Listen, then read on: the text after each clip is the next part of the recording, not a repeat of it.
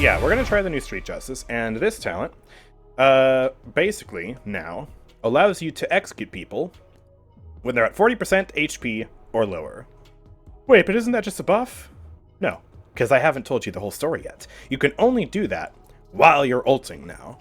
So your ultimate basically turns into this giant execute, and the ultimate also will instantly refresh your pounce whenever you cast it. Kind of like Rogue's Gambit when you get a kill, it gives you your pounce back instantly. And also, Midnight now lasts for an additional 6 seconds. So you have, or not an additional 6 seconds, excuse me, an additional 2 seconds, bringing the total up to 6 seconds. Can you imagine a 10-second Midnight? I do not want to imagine that. But yes, this is a new take on Street Justice, and the great thing about it is that the old Street Justice is gone, because it was a thorn in her side. It was a very bad talent design, unhealthy game design, because it was the only execute that was available on a low cooldown that could also be instantly reset with 9 lives. So it just was really unfun to play against, even if it wasn't necessarily the strongest thing. This also likely won't be the strongest thing, because now the execute is even more limited. And also, notice one thing about the talent. It doesn't help you get the ultimate any faster. It's more like Blood Reaper, less like Leviathan. And that's a very bad thing, because, well, you lose out on the damage of Cat Burglar and the damage and mobility of Rogue's Gambit. And because of that, yeah, you actually build your ult the slowest with Street Justice, because the extra damage helps you build your ult faster. So I think they should give this talent an increased ultimate charge rate. But the nice thing is I don't need to use Shred now, so I can just play my normal Cat Burglar build and get some extra movement from that. So that's exactly what we're going to do here. And we're going to grab some morale boost to try and boost my ultimate charge rate so we can execute this Makoa and execute this ROM. So let's go. Let's try this out. We're going to be basically playing default Maeve with no talent here until I get my ultimate. And that's when things are going to start to go crazy. So yeah, let's just take out that Kinessa and pounce around, be evasive. And you'll notice that you can't see the execute threshold either. That's gone. But once I do get my ultimate, the execute threshold will show up again. And it'll actually show up even if I haven't cast the ultimate yet. And that's to let me know that, hey, well, I can press my ultimate and execute this person if I want. You know? Which is something very fast you can do on demand because the ultimate resets your pounce. So they did think of the UI. They thought of everything except the ultimate charge rate with this talent. Alright. I probably shouldn't push up that far, but I'll just try and go around a little bit. Don't really have much healing, so going after this Kinessa is a bad idea, especially because, wow, Kasumi's there too. Okay, run away. Nice heal. Let's pop back around again. Don't think Kasumi's here anymore. There we go, nice. I'm not playing Rogue's Gambit though, so I don't have reset. Crap. I'm too used to that. I am a Rogue's Gambit enthusiast. I know it's not our best talent, but I love that mobility. Whoops. Overall, do you think this is a good update or not? For the most part, it's a good update. The item changes, they're controversial, yes, but they will shake up the meta and lower the TTK, both of which I think are ultimately good things at the end of the day. Whoa, a bit laggy there. But also, most of the balance changes are, I think, pretty fun. Except for the 7 changes, obviously. But yeah, look at that, you see that?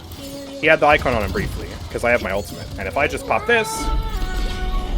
Oh, crap! I couldn't actually execute him there. It's always a tricky gambit, executing wrong. Because, yeah.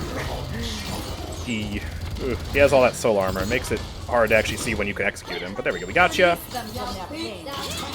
Another thing to keep in mind with Street Justice is that the execute is based on the duration bar of Street Justice that you can see, or the duration bar of Midnight, which you can see on the bottom middle of your screen.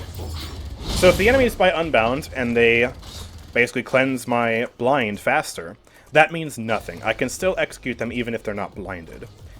The actual duration of the effect on my screen is all that matters. So you get the full 6 seconds of Midnight no matter what to execute people. We're winning this match really quickly, though, and I haven't gotten the opportunity to execute somebody yet, so I'm doing a really horrendous job of showcasing this talent. I need to find a time to execute somebody. At the very least, I guess I'm showcasing that this talent can no longer execute at base kit, so yeah, that's pretty good. Yay! Street Justice is no longer a thorn inside of this character. Everyone can play Rogue's Gambit now and be cultured. Hooray! Hooray! Yay! Alright. I am back up to 50% as well, so buying morale boost is definitely the play with this talent, considering what a powerful effect it grants now. Hello! Oh, getting stuck. Oh! Ow. Okay. I'm still praying for the day that they take away the ability for her to aggressively pounce targets. Like, just on Rogue's Gambit specifically, just make it so that instead of giving bonus damage, you just do no damage and you dash right through them. So in a situation like that, you don't get stuck. Or shoot, make it so you do damage but you pounce through them anyways. Just make it a buff. I don't care. I'm just sick and tired of dying because I get stuck on somebody like that, you know? It's the worst thing. Okay. Oop, Kasumi's here. That's no good.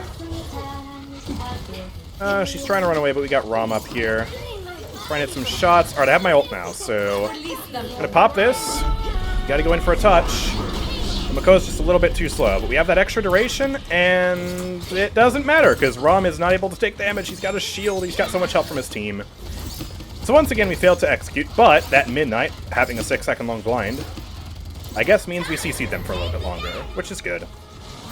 If only we were fast enough to actually get a touch, right? Ooh, I don't want to get hooked. No, thank you. Stay over there, please. Just do some damage to Rom, I suppose. I don't really know. I don't know what I'm doing. Okay. I'm actually building ult really fast, too, with Morale Boost. Morale Boost is really just the key to help that out. Because, look, we're already back up to 82%. Alright, and I should have it right about now. Let's just pop it. Nessa's ulting as well. Whoa! 1,700 damage pounce! Oh my gosh! They buffed the threshold from, I believe it's 35% to 40%, so you get that extra little boost to your damage on the pounce, and in a situation like that, on a Leviathan Mako as well, wow, it is very disgusting when you hit that pounce during the execute. Or during the ultimate. But it's fair now, because it's execute during the ult. It's just like anything, you know, like Lex ult or Vor ult or something like that, so... yeah, that's absolutely fine. He can't even really be mad. He knew I was coming for him with the blind, and he wasn't able to survive. It is what it is. Oh, that actually hit me. Wow, I almost died. Huge, huge heal.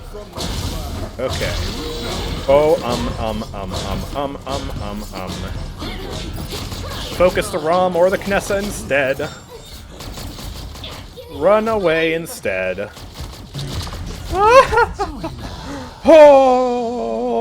Okay. Right.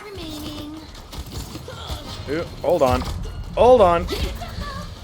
Oh, Damba, you're a legend. You're a legend. You're an absolute legend. Oh my gosh, thank you, team. Gosh, I was not ready for that. Okay. Yeah, I missed that hook. I'm just gonna save my ult.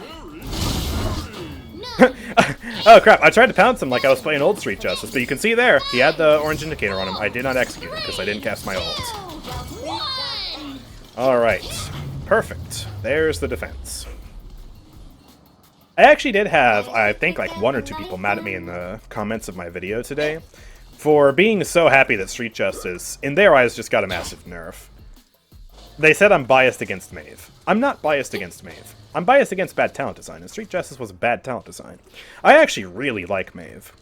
I'm not a Maeve main, I'm an Eevee main, but Maeve is one of the best design champions in the game, and I've said it for a long time. She's one of the most balanced flanks in the game. She's good if you're good at her, she's not overly oppressive. She's awesome. And the other 2 talents are awesome. Like, Maeve is great. It's just Street Justice was lame. And it's no longer lame now. And I'm very happy about that. Alright, let's try and cap this now. All we gotta do is cap to win. I have an ultimate, so we can try and execute that Makoa or that Rom again. We just gotta look for the right opportunity. Alright, well I don't want to fight both of you, so... we're gonna pop around the side, and we're gonna see about getting that Kasumi or that Knessa. She's so low. She's 1! But she just doesn't die! Okay, well they should be able to take out that Rom. He's by himself now. Knessa and Cassie are going after him. Come on, just shoot him. Wait, no way. Knessa's actually going to lose this. Oh, okay. Cassie came in there and saved the day. We are fighting for our lives back there, though. Holy crap. Alright, no hook, please. Need a heal. Thank you. Oh my. Wow, Kinessa's just getting a triple kill there. Taking all of those. I have one more blind. I know Rom's coming back. So, just try and shoot him. And let's just blind, and then burst him down. Wait. He just straight up didn't get an indicator at any point. Even after I pounced him, he didn't have that. What was that? Okay, that was buggy. Man, trying to street justice a ROM is just... just don't do it. It's buggy. Soul armor makes it a mess. It really does. Okay, well he's back. I'm building my ult back. And they just don't touch. Nice. So, I still stand by my statement that this talent needs an increased ultimate charge generation. Just buff applied to it. Like 15% or something like that. On top of morale boost. Because by buying morale boost, you are forsaking something that helps you flank better in the meantime, like armor plating or Chronos or anything else. And, yeah, like I said, you don't get any other buff that helps you in the meantime when you don't have your ultimate. So you're all in on the ultimate, but then you don't build the ult faster. And because you lack the damage of the other two talents, you build ult more slowly. But yeah, and in a situation where you're not up against an ult battery like Rom, I had both Rom and Mako on the enemy team, I was just farming them. In a situation where you're not up against that, you're also going to be building ult a lot more slowly than I did in that match. And at the end of the day, I didn't even really do good. I only got 5 kills. Cassie was getting the majority of the kills there. I was just kind of doing things here and there. I was doing a little bit of damage, and I guess cleaned up a few kills and assists here and there, but I really didn't even do that much. And I probably would have done better if I played Cat Burglar.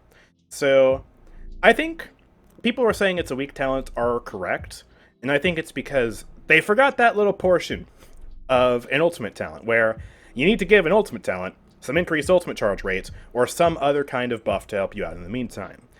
And if you don't want to give ultimate charge rate, you could give something else. It would be hard on Maeve to come up with something else, but, you know, Mako, for example, on Leviathan, he gets that extra health, and that really helps him out when he's not ulting. So, yeah, something like that I think would be very good. Or maybe another thing you could do on top of that, if you want to really take inspiration from Leviathan, is also reset your Prowl when you ult. Just make it a 9 lives or something. I don't know.